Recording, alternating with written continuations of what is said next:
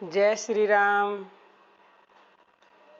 आज बात करेंगे वह अमृत कौन सा है जिसके पान से मनुष्य सदा सदा के लिए अमर हो जाता है,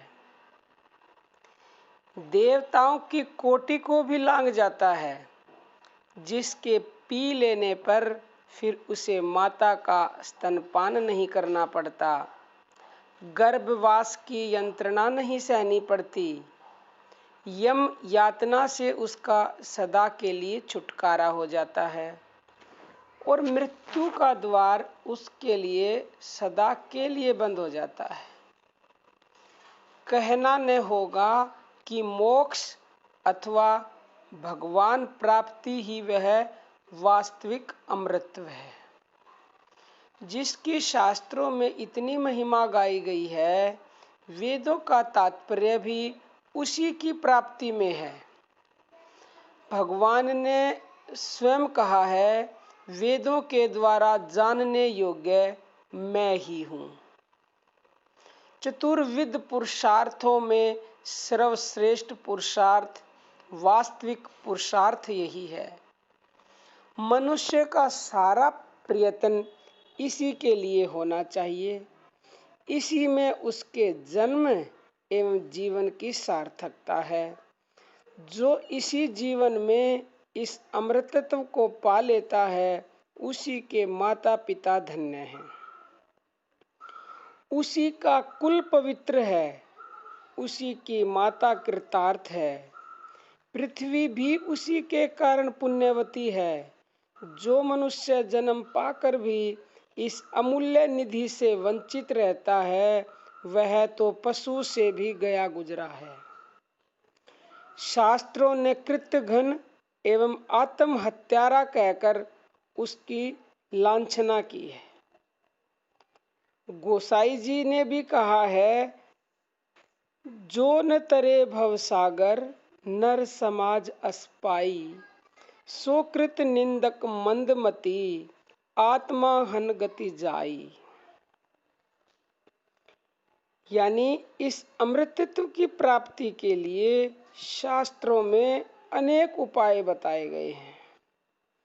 वे सभी उपाय अमृतत्व की प्राप्ति में सहायक होने के कारण अमृत ही हैं।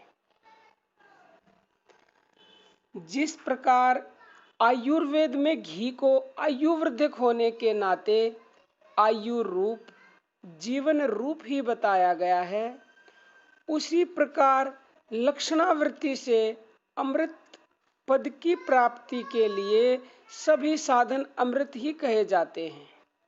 इन विविध अमृतों में से एक भी अमृत का मनुष्य यदि पान कर ले तो वह वास्तव में अमर हो सकता है। इसमें किंचित मात्र भी शंका के लिए कोई स्थान है ही नहीं। अब मैं आपको वो तरीके बताती हूँ कि किन किन तरीकों का, उनमें से अगर आपने एक का भी पान कर लिया तो आप अमर अवश्य ही हो सकते हैं। त्याग, समता, सत्य आदि सभी सद्गुण अमृत हैं, परंतु मैं इन सब की बातें आपको खोल के नहीं बताऊंगी। मैं सिर्फ जो इन सब से ऊपर और सबसे आसान और फ्री ऑफ कॉस्ट, जिसमें 1 रुपए का भी खर्चा नहीं लगेगा, मैं आपको वो तरीका बताऊंगी। और वो तरीका क्या है? वो तरीका है, भगवान का नाम ही परम अमृत है। ये सब चीजें अमृत हैं, लेकिन भगवान का नाम तो परम अमृत है। जिसने इसको पी लिया, जिसने भगवान के नाम का पान कर लिया, समझो वो हर तरह से धन्य है। वो अमर होगा, वो परम गति को प्राप्त होगा, चिरकाल तक उसको याद रखा जाएगा। शास्त्रों में भगवान नाम के उच्चारण मात्र से मोक्ष की प्राप्ति बतलाई गई है।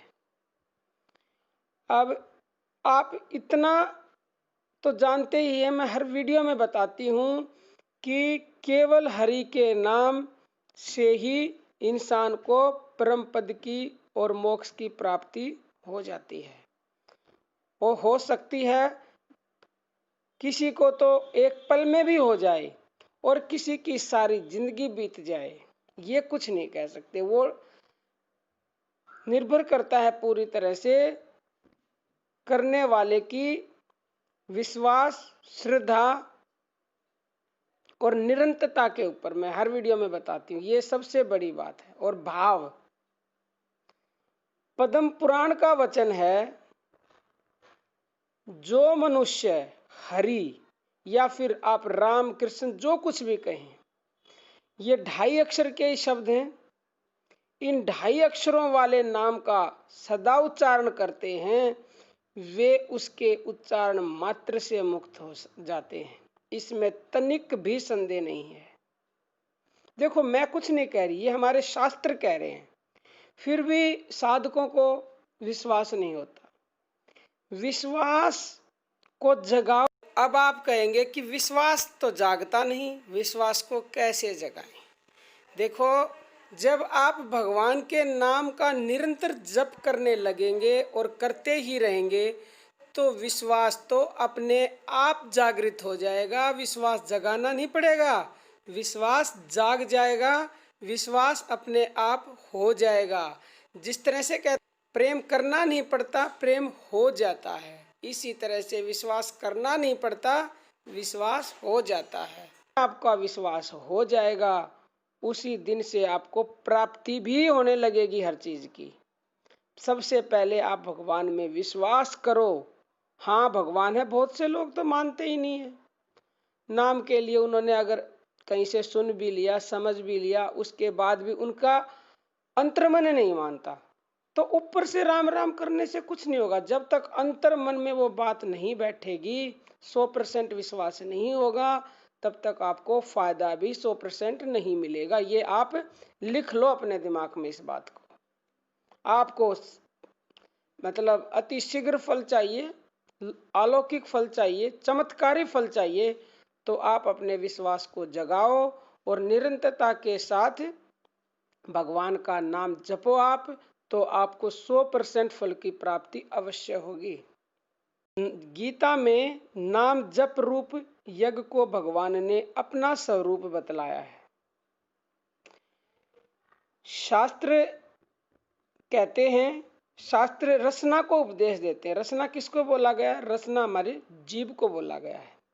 शास्त्रों में ऐसा लिखित है, शास्त्र कहते हैं, हे रसने यानी हे जीव, तू रस के सार को जानने वाली है, तुझे मधुर रस सदा प्रिय है। अतः हे जीहे, तू निरंतर नारायण नाम रूप अमृत का पान किया कर। नाम, भगवान के नाम रूप लीला एवं गुणों का श्रवण, मनन एवं कीर्तन तथा भगवान धाम का सेवन, ये सभी अमृत हैं। भगवान रस में, प्रेम में, आनंद में और अमृत में है। उनका सब कुछ भगवत स्वरूप अतएव अमृत है। भगवत प्रेम भी अमृत है, क्योंकि प्रेम भी भगवान का स्वरूप है। तो भगवान के प्रेम में जितना डूब सको उतना डूब जाओ। जितना ज्यादा से ज्यादा, अधिक से अधिक भगवान के इस अमृत का पान कर सको उतना करो।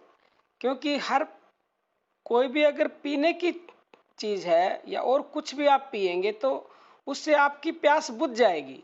अगर आप इस अमृत पान को पीने लग गए और आपको आदत पड़ गई, तो जितना आप पियोगे उतनी ज्यादा प्यास अधिक बढ़ेगी, और अधिक प्यास बढ़ेगी तो समझो आपकी उन्नति, प्रगति, परम गति, मोक्ष सब संभव है। अमृतत्व, कोई ऐसी चीज नहीं है जिसने इस अमृत पान को पी लिया और उसे वो ना मिली हो।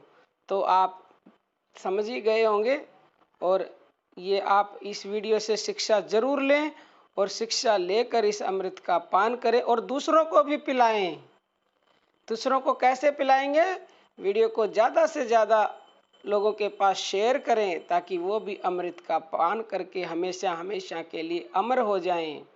तो आज के लिए इतना ही। जय श्री राम।